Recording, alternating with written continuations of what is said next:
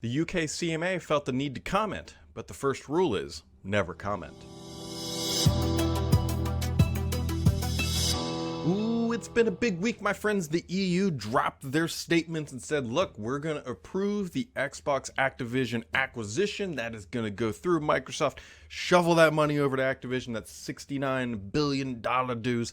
And yeah, you guys can go do it as long as you keep these promises, which that video is from yesterday. But following that, the CMA, the UK CMA, felt the need to come out and start commenting about things, and well, it didn't really probably go as expected. So, following the announcement from the EU, Brad Smith, mind you, Brad Smith, not me, put out the statement where he said, the European Commission has required Microsoft to license popular Activision Blizzard games automatically to competing cloud gaming services. This will apply globally and will empower millions of consumers worldwide to play these games on any device they choose. That's a really big deal. That is a really big deal coming out of the EU and Microsoft, in this case Brad Smith, just confirming that Microsoft is absolutely going to abide by this and like, hey, we're like, cool bros, we are going to do it. We're going to do it. That's fine. Good. We're moving on.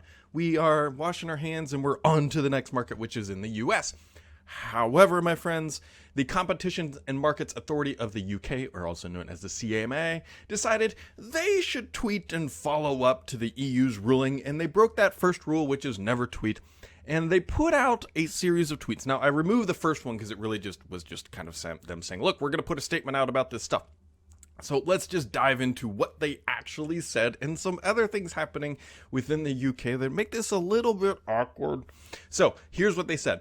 The UK, US, and European competition authorities are unanimous that this merger would harm competition in cloud gaming. The CMA concluded that gaming need to continue as a free competitive market to drive innovation and choice in a rapidly evolving sector. I don't know about rapidly evolving, but it is evolving. Microsoft's proposal, accepted by the European Commission today, would allow Microsoft to set the terms and conditions for this market for the next 10 years. Mind you, that the market conditions they are setting are free, as noted here by Brad Smith. It will be free. That is what they are noting. And then they go on to say they would replace a free and open and competitive market with one subject to ongoing regulation of the games Microsoft sells, the platforms to which it sells, and the conditions of sale. This is one of the reasons the CMA's independent panel group rejected Microsoft's proposal and prevented this deal.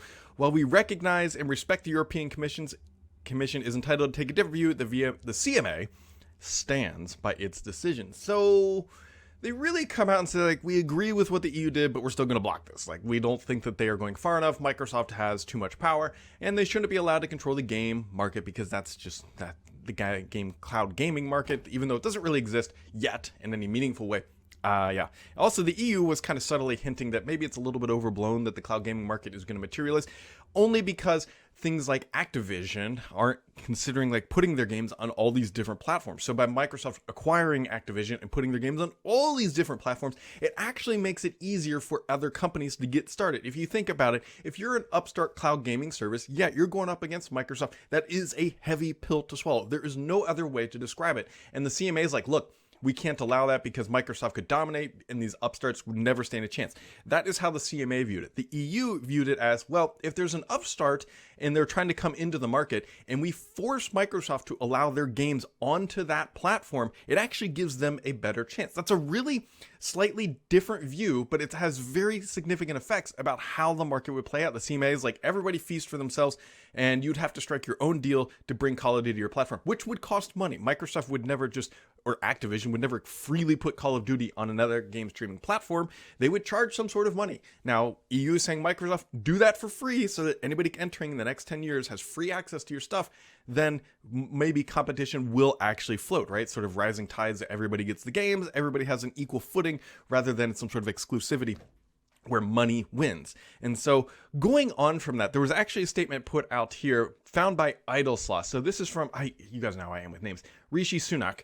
He is a UK Prime Minister, or a Prime Minister of the United Kingdom, and he put out a really interesting statement on LinkedIn where and I highlighted the most important text here, he said, a regulatory system in the UK that doesn't get in the way. Previously, it was stated from a similar government body that they want the UK to become the Silicon Valley of Europe. Well, that only really happens when there's lower regulatory pressure on companies. Now, you could argue that Microsoft is absolutely not a startup, but it's quote-unquote business friendly, what he is pushing after. And that is where Microsoft is running into friction. They're like, hey, we want to get through this deal. We want to make this happen. But the government is quite literally getting in the way and not letting it. Now, Microsoft is going to court and they are going to fight this. And we all know that.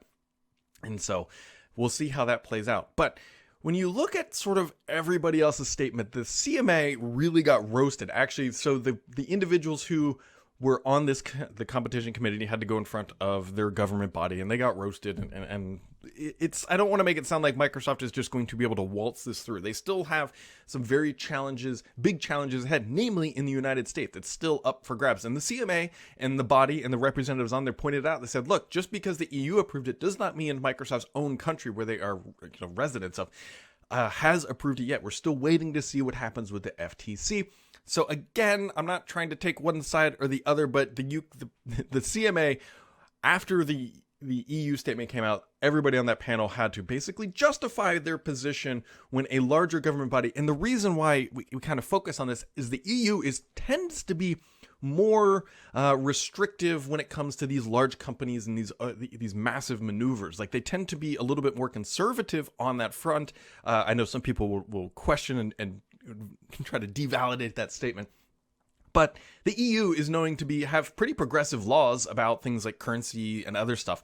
And so, yeah, when they come back and say that Microsoft, yeah, you can buy Activision, we actually think this is good for the market, that's actually a pretty big deal. Because if you would have gone back 18 months ago and said Microsoft wants to spend $70 billion to buy one of the largest gaming companies, which government body do you think is going to put up the most frustration? Is it going to be the US, the UK, or the EU? My money would have been on the EU, just by principle of what the EU has done historically. So the fact that the EU was actually the first to be like, yeah, we think this is good for the market, and what Microsoft is suggesting is fine, is a significant deal. It's a very big deal. And so it actually, I think Microsoft has a better than good chance of actually getting it through in the US. I think it's going to take some time, and it's going to take some, again, remedies.